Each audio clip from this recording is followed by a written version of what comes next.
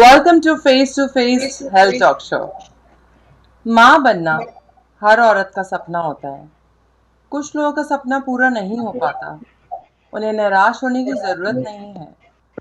आज साइंस ने इतनी तरक्की कर ली है जिससे सबका सपना साकार हो सकता है। इसी विषय की जानकारी देने के लिए आज हमारे साथ डॉक्टर्स का पैनल जुड़ा है। But before we start, I would like to invite my co-host. He is pulmonary and critical care specialist and senior member COVID team, Dr. M.S. Kanwar from Indraprastha Apollo Hospital, one of the best hospital in India. Hello, Dr. Kanwar. Thank you, Rashmi. I'm great, and good to see you again. It's a pleasure to be on your show always. And today we are not talking about COVID. We are not talking about lung transplant. We are going to talk about a very important subject which has changed the life of so many families, so many couples. And I have two very experienced ladies with us. One is Dr. Nimmi Rastogi. She's a gynecologist. She runs her hospital, Sarthak Hospital, and she's actually involved with the IVF and then transferring patients to the IVF team. And we also have Dr. Rupali Goyal, who is my colleague in Apollo Hospital, and she is coordinator of the IVF. She is IVF specialist. Welcome to you both, Dr. Nimmi and Dr. Rupali. Welcome. Thank you, Dr. Thank you, Rashmi. Thanks for having us. Thank you so much. I would actually like to thank you on behalf of our audience all over USA and Canada who are watching this show, of course, and everybody is curious they were eagerly waiting actually, for our show today कि कब होने वाला है और आज हमें कितनी जानकारी मिलने वाली है इस विषय के बारे में. So thank you so much for taking your time. Thanks a ton. Yeah, and for Nimmi, it's not this channel is not new, and she has been on our show. Nimmi, do you remember what was the subject when we discussed last time? This was, I think, Delhi disaster management program. In fact, Dr. Nimmi is a member of the Delhi government team, which advises the chief minister on the COVID preparedness and so a lot of other things. So we look at her not only from the eyes of a gynecologist, but also from an administrator in the Delhi government.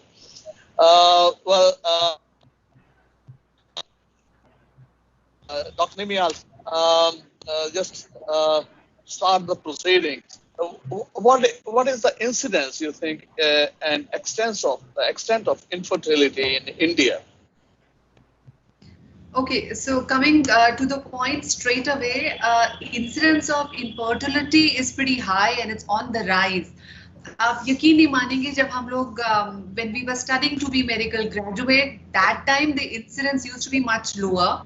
So it used to be 10%. And over the years, as we are in OBGYN practice, you'll be surprised that it's gradually rising, and at the moment, it's somewhere between 5 to 15%, and there are regions when it is where it is as high as 20%. So out of every 5 to 6 women or one couple struggles to conceive. So I should say it's on the rise.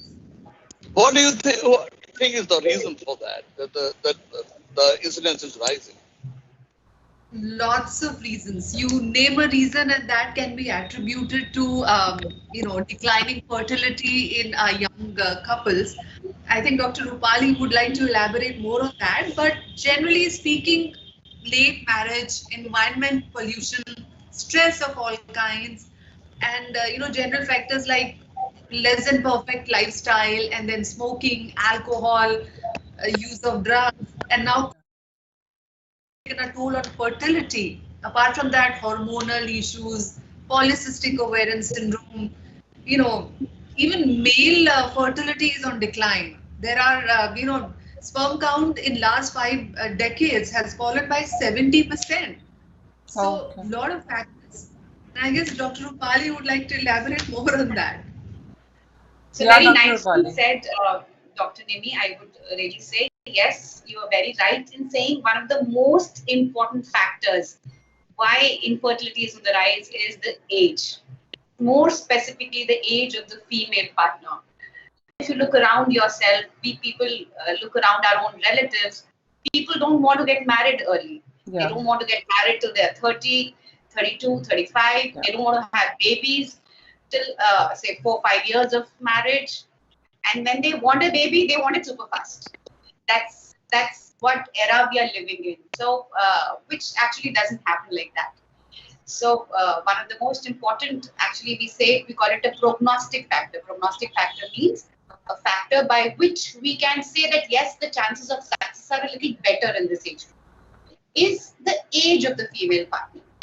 Now, apart from that, yes, very rightly put forward, alcohol, smoking, the amount of air pollution, the amount of preservatives used, indeed, premature ovarian failure, yani ki jo the eggs which usually would decline at 40 years of age. Now, there is a higher incidence of the eggs declining or getting even completely over by 30 years of age. Oh. So that is really on the rise.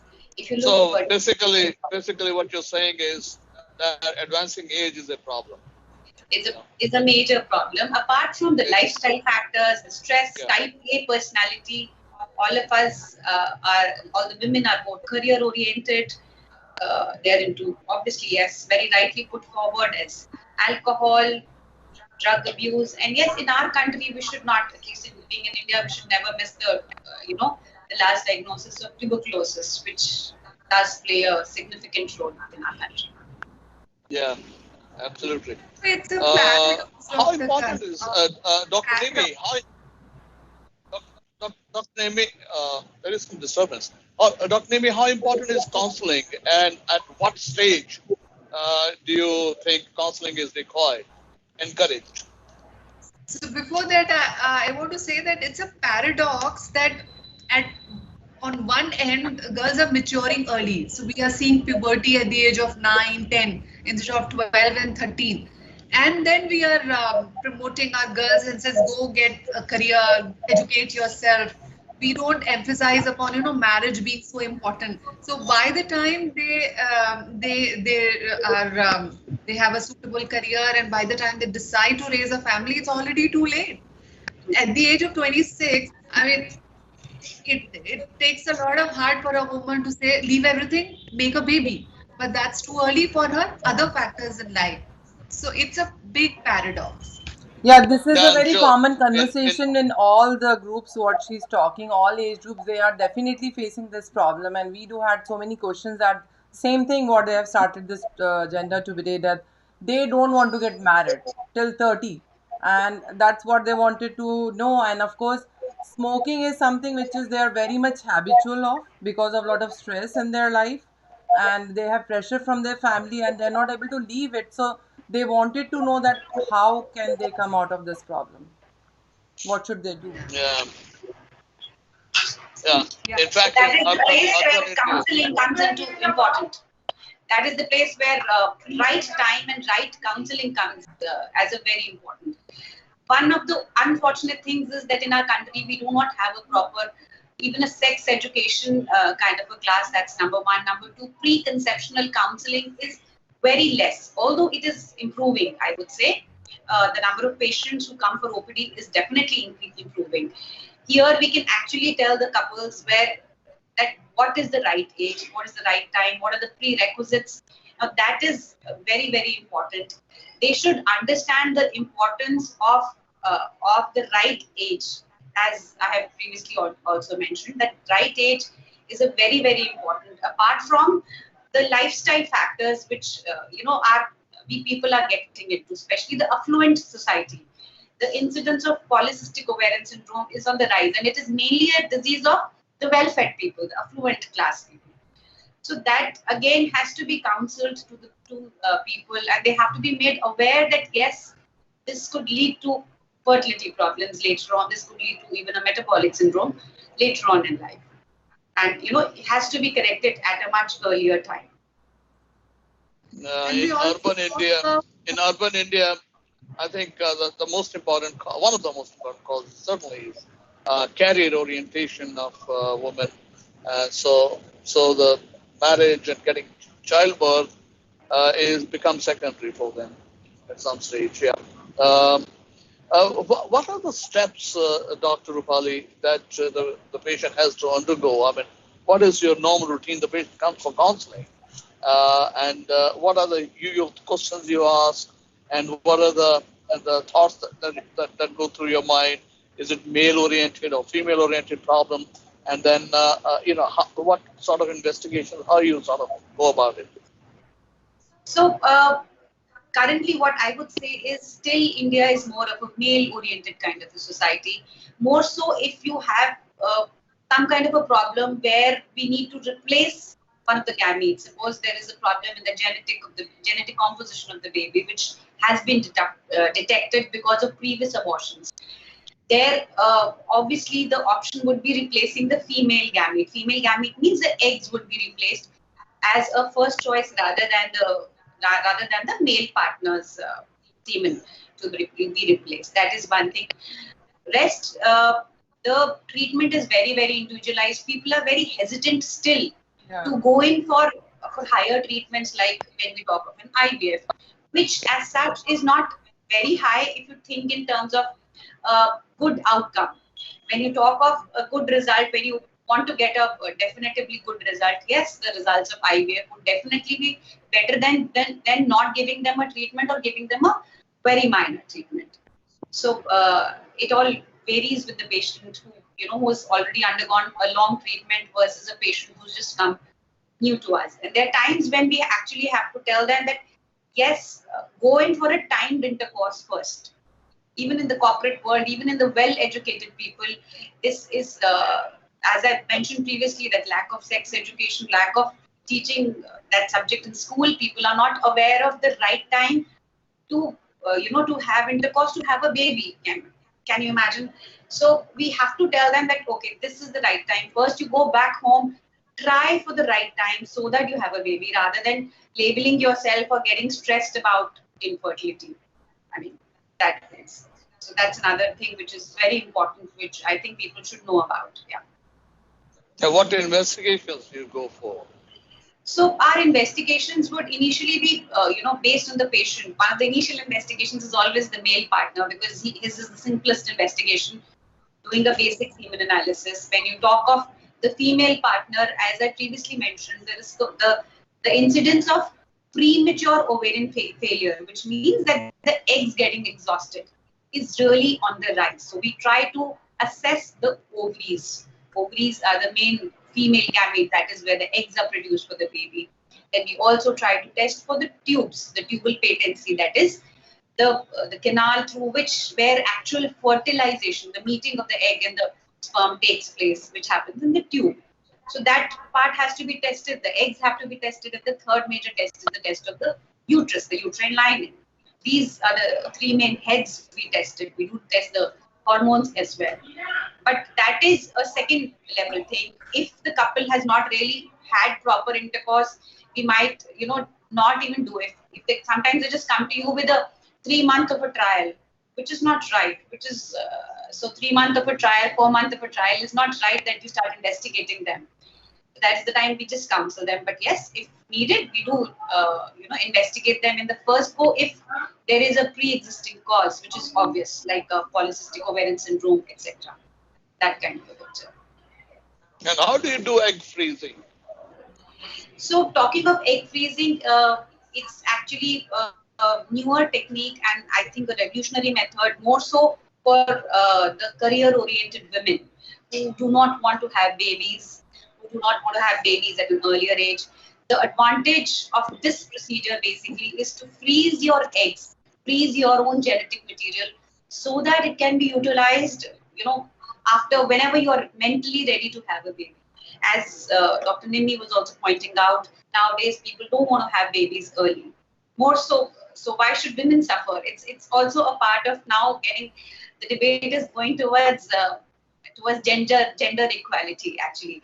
And I think yesterday's Times of India also showed this news about the actress Kajol's sister who got her eggs frozen at 39. I mean, at 39 is definitely a late age, I would say.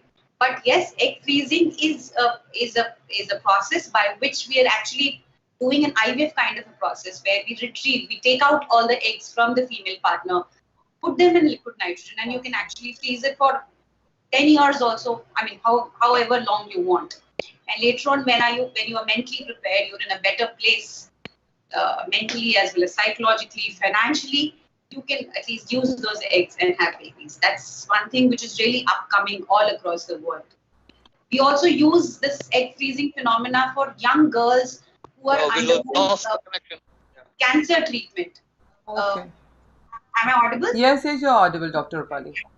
So we also use it for cancer treatment, more so when cancer treatment, the prognosis is really improved over the years. That is, the survival of young cancer patients has dramatically improved over the years.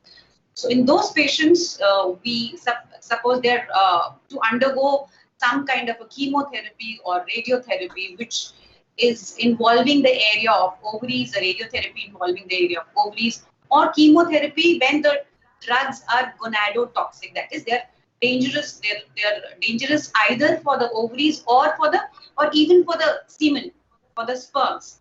So this is being done where we do a sperm freezing technique, which is more simpler, as well as an egg freezing technique can be done, and they can later on be free of cancer, get married, plan a baby, use those eggs, use the sperms which have been frozen, and have their own genetic material for the babies. That's what is used. Dr. Rupali, I want to know, how long does IVF take, like? So the duration of IVF, although does vary with the patient profile, like what kind of a problem the patient has, but in most of the scenarios, it's just a 15 days duration when we give them injections daily, and the eggs are taken out 15 to 20 days maximum is the duration. So there's another long protocol which is restricted to, say, almost only 5 to 10% of the patients. 90% of the patients would undergo a regular cycle where the duration of IVF cycle would be only, say, 15 to 20 days. After that, after the transfer, that is the process of IVF includes a pickup of the eggs and then a transfer inside the mother's womb, inside the mother's uterus. So after the pickup, they have to wait for another 15 days. Right, and most of the working women get back to work. They don't have to take a bed rest per se. They don't even have to take a big holiday to come for daily injections or anything. They can self-administer injections now. We've got they're like those insulin syringes, like the world across. Insulin is self-administered. So the hormones are also self-administered. They just have to come for 4-5 visits initially. So overall, it's become much more patient-friendly. Okay. And much more convenient for the patients to just come, say, 4-5 times. You have to be admitted once for a duration of 6 hours, where we do a retrieval, where we take out the eggs. After that, another day when we transfer the eggs inside the uterus, and then they go back home. As such, no rest is required. That's good to know. Dr. Rupali, one more question, like, how do you know that you are a perfect fit candidate for IVF?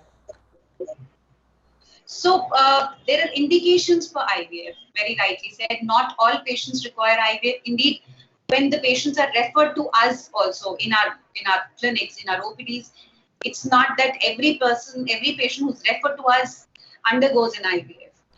Depending upon the profile, that is the causes of infertility, we would initially like to treat them by giving them minor treatments, by giving them lesser stressful treatments. Although I would say that yes, the results of those lesser treatments would be slightly less, but if it happens, that's what getting the baby is what is required, right? At the end of the day, the patient should have a baby. So only 20 to 30% of patients would actually go for an IVF, and one of the commonest indication is tubal problems in those patients who previously undergone treatment, who've been diagnosed to have some kind of a problem in their fallopian tubes, or have problems of polycystic ovarian syndrome, or even have had a premature ovarian failure. What I would say is that now with the advances in science, we do have a step ahead of most of the problems which we have. That is, if the patient's eggs are exhausted, we are doing donor IVFs. In case there's a problem with the uterine lining, which is like the end point, we can the patient can opt for surrogacy. The patient can opt for a donor's sperms, or at times we put an incision on the scrotum and take out the sperms. Okay. A testicular sperm retrieval is done. Through that an IVF can be done. Indeed, we have really gone way ahead, where we can actually use just one sperm.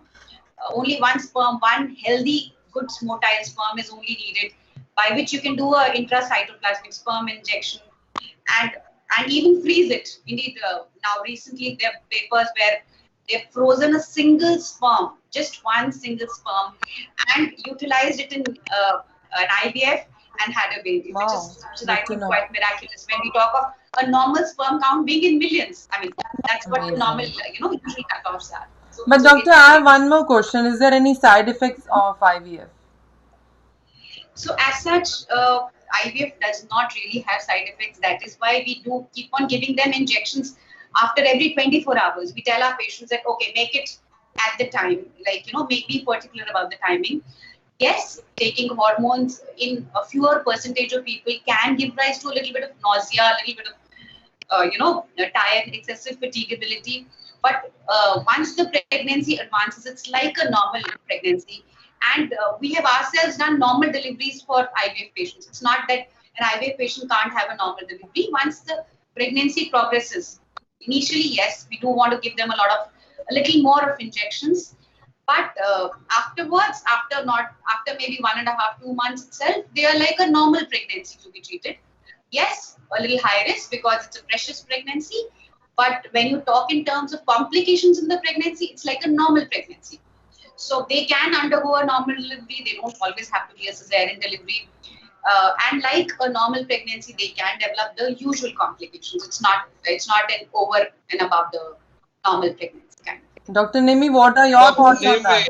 All right. Go ahead. Yeah, I'm asking Dr. Nimmi also. I would like to have the maximum use of our doctors we can have for our viewers. Yeah, of course. Yeah. So it's very well explained by Rupali, and I just would want to add that there is a bit of mysticism added, around IVF. That we are making babies in labs and what the process is. Is it ethical? Is it expensive? Is it amenable? Is it affordable or something? But I should reiterate and reassure that IVF is a wonderful, wonderful procedure which is available in most part of the world, and that's not out of your pocket. It can easily be done. I'm sure no procedure has 100% success rate, so IVF also has its pitfall. But when a person is struggling with infertility, short of IVF also there are some medical management and procedures like intrauterine inoculation, and then comes the stage where we suggest IVF. So an infertile couple should consult a gynecologist for the options that are there in front of that couple. And couple counseling, as we say, is very, very important. Here, I would like to add 2-3 more points that if you're married for about 1 or 2 months, and if you are not conceived, you should not consider yourself infertile. Okay. Theoretically, 12 months of unprotected intercourse, and if you fail to conceive, then we consider you infertile. But if your age is little on the higher side, then we start investigating even after 6 to 8 months. So don't panic. Okay. 1-2 महीने में बच्चा नहीं ठहरता है. Give it some time, give it yourself some leisure, and then approach the whole thing with the positive frame of mind. And don't link your fertility with your sexuality. Most people think मेरे बच्चा नहीं हो रहा है इसका मतलब मेरे अंदर कुछ कमी है. No, it's not like that. Sexuality is different, fertility is different, and there's a great gender bias. People say कि बच्चा नहीं हो रहा है तो woman की वजह से नहीं हो रहा है. And in places like India, there's a huge gender bias. They will always blame the woman, whereas masculine factor for fertility is also as important. As I told you, sperm concentration and count is going down. So you should approach, this should be a holistic approach towards the problem, and we should not draw our own conclusions. Good to know. That was Right. really Nimmi, knowledgeable, what Dr. is the Kanwar. success rate realistically in India? Yes. Success rate realistically in India, apart from the claims made by the top institutes, I think is 35 to 38 to 40%, not more than that. But that's a very decent percentage to begin with. And indeed, now I think because science is so well, internet and everything, technology is so well that anything which comes up across the world, it just comes to India, and we are all very actively doing it. We're all very active in our literature and guidelines. So that thing is, especially because of internet, everything is really improved. So we are like at par with any other country, across the globe. That's the best thing about it. So true. So, And Dr. Nimmi, what is the cost involved? Total cost Okay, involved so in everything. cost-wise, India is a wonderful place to be. I mean, cost-wise, it's not even 1/5 or 1/7 of what the global cost is stated at. There are places where there are, of course, government hospitals, but not doing it too much. Mostly it is in the private sector. And I would say something like 2.5 to 3,000 USD to 8,000 USD. You cover everything from the best, from the basic IVF to ICSI to surrogacy, something like 10 lakhs to 12 lakhs INR. That's the upper limit. You can have it's affordable given global cost is very, very high, but India, it's economical. yes, very, very rightly said. Even like premier institutes like our hospital, Indraprastha Apollo Hospital, the packages are very reasonable. I mean, although a little bit would vary according to the patient profile, the health of the patient, the age of the patient. So overall itself, if you want to, anybody wants to go in for an egg freezing, we can do it within 1.5 lakh INR, which is very good, I think. Yeah. And an IVF cycle also would cost you approximately this much, only to maximum, say 2 lakhs. At times, maybe with the donor, we could add another 1 lakh or say 1,500 USD more. That is what can be added. But yes, surrogacy is slightly more expensive. That's, I think, the last of the spectrum where, as very rightly put by Dr. Nimmi, it's around 10 to 12 lakhs. But other things are very, very reasonable. I would say spending 1.5 lakhs for freezing your genetic material is definitely a good alternative when we talk in terms of career-oriented women, where it's a good thing. It's a good option where you can just freeze your eggs. That way at the right age. Now that the age factor is very, very important. Why? Because people wake up much later. And that is the time when the age is gone. So true. As I just mentioned, 39 years is much later. Even the ASRM, the American Society of Reproductive Medicine, says that the right age of egg freezing is late 20s and early 30s. Oh, okay. So which is actually, which I think people are not aware of. Yes, they are not aware of it. Of course. Yeah, people are not aware of it. So they do not even bother to think about it. By the time they're like this Tanisha Mukherjee actress, by the time they're 39, they think of it, but 39 is not a very ideal age to freeze it. Although, yes, I mean, something's better than nothing, but no, it's not the ideal age. It's much later than the ideal age. World across, even if you type it on something like a Google, they'll tell you that the age of success rate, the cutoff of success rates of IVF is 35 years, beyond which the success rates of all the IVF as well as infertility procedures start declining. That is, they start falling. So it's like a wake-up thing, more so in the Indian continent, where our pollution, our lifestyle factors are again more detrimental as compared to the international standards. So that's again an important thing. We can go to India. Dr. Kanwar, I don't think so she's able to hear you. Come up again. Dr. Nimmi, can foreigners travel to India for IVF? Because there is cost advantage, no question about that. No, there has been change in rule in surrogacy laws in India. And details, it will take another program for me to elaborate upon the entire spectrum. But foreigners, for surrogacy is not allowed now in India. Oh, really? There's a bill. Oh, okay. There have been changes in the rule in 2020 only, and the bill has been passed by Indian Parliament. So now the rules are much different as they used to be in 2000 till 2019. Oh, okay. Actually, today's session is very informative, I should say, and in such a short time, you have shared all your knowledge.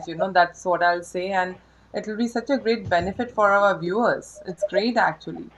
So, anyone who is traveling from US or Canada, if they want to be in India, so how long do you think they have to stay in India if they come for their treatment? So usually we tell them to come here for say around 20 days, the bare minimum. But that 20 days, the first day would be the first day of period. Okay. I mean, our treatments are all based on periods. It's not like a calendar month. So if they can arrange it like that, if they can arrange their visit according to their periods, whenever the expected periods are, 20 days is bare minimum which is required for them to stay here. I mean, at our hospital, we do get few foreign patients, few people from outside, but that's what the usual counseling is. So a regular IVF, yes, even the outsiders, foreigners can undergo, but surrogacy is a big, big no, as mentioned by Dr. Nimmi. Yes. So. Uh, and we know that the IVF babies are equally healthy. Is there any doubt about that? Absolutely no doubt. They're equally healthy. The pregnancies would be equally normal. They can undergo normal deliveries, as I previously also mentioned. We have been doing it. So they're very healthy. There is no doubt about it. Well, even my daughter had IVF babies. Okay. And fantastic babies, both of them. They're about 18, 19 months old now. So they're doing well. So that's Rashmi, I think it was a great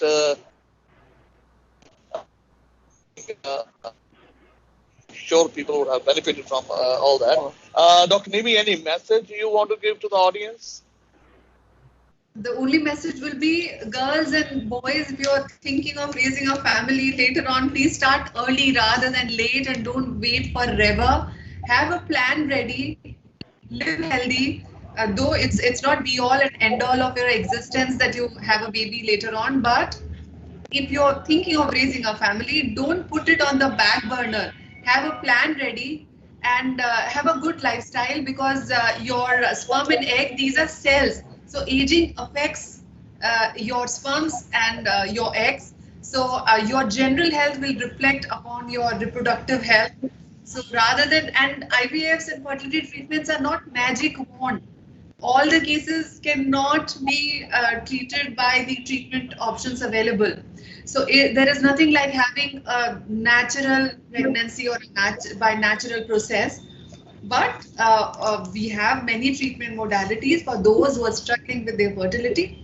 But the message is, live healthy and start early. Thank you so much. Thank you so much.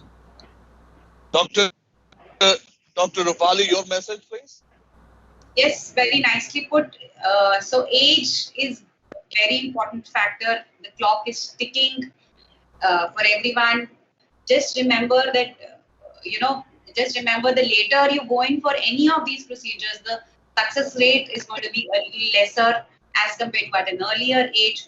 So as very rightly put forward, have a plan. Just think about it. In case, there are lots of couples who don't want babies nowadays. So that's also all right. But in case you want to have it, in case you think you might want to have it, please do. People are coming forward, I would say. People, please do it at the right age and, at the right time. Definitely live a healthy lifestyle. There is no compromise. There is no nothing on that. Nothing is foolproof. We cannot be 100% sure even with an IVF. And yes, we do try for smaller things first, then only take them up for an IVF. That's about it. Well, Thank you so much, Rashmi, Dr. any Rupali. questions from you or from the audience? It was great actually, and of course, it's a short span of time today, and we couldn't take our calls from our viewers. But of course, they can connect with Dr. Nimmi and Dr. Rupali, of course, and they can of course call their studio 732791646. We'll definitely connect you with all our doctors, and of course, it's like an awakening call, I'll say, for all our viewers, and it's a beautiful message from Dr. Nimi and Dr. Rupali, I'll say. So now they'll start thinking about that this is the time and you should take care of your age. Your number is really important. So just don't go on with the flow. Of course, your career is very important, but everything, कहते हैं ना सही वक्त पे सही काम होना बहुत ज़रूरी. That's what the message is all about. So thank you, Dr. Nimi. Thank you, Dr. Rupali, and thank you, Dr. Kanwar. Your message for our viewers is also very important, Dr. Kanwar. Before we end the show. Well, my message is to you, Rashmi. If you go on arranging fashion shows every month, then the girls will keep postponing their IVF, their pregnancy anyway. So you should, first of all, you should be counseled to go slow on that. I'll take care of that, Dr. Kanwar, and will of course give the message that of course take care of your age. And Dr. Nimi and Dr. Rupali, we are waiting for registration for our upcoming pageant, My Dream Miss World 2021. Looking forward to see you both on the ramp. Thank you so much, Doctor. And it was a great show. And I'll remind. It was so nice. And I'll remind both of them to register. I'll send them the link. Sure. All right. Thanks a lot. Thank you for this. Thank you. Thank you. Thank you very much. All right. Bye. Thank you. Thank you. Dr. Nimmi. Bye-bye.